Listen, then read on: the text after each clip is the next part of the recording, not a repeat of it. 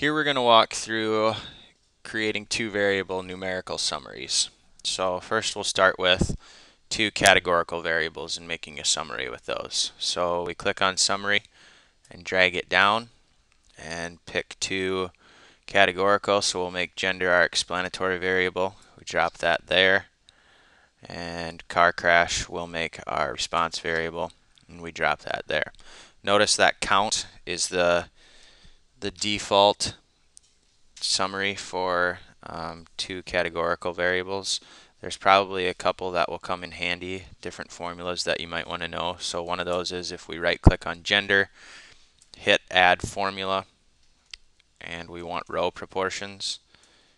Just type in row proportion in the formula box and hit OK.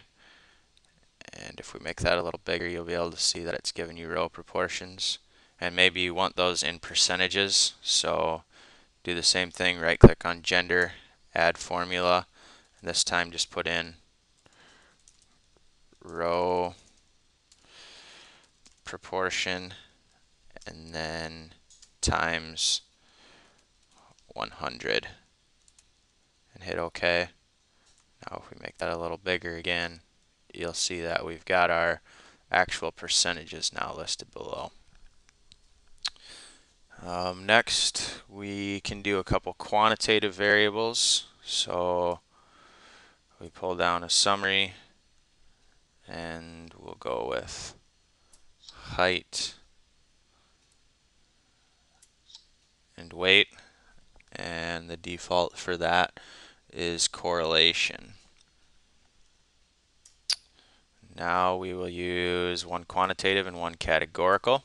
So we'll make our categorical attribute be gender, and we'll use height as our response variable and our quantitative variable. And when you do that, both count and mean are set as your default. And one formula that comes in handy is probably standard deviation.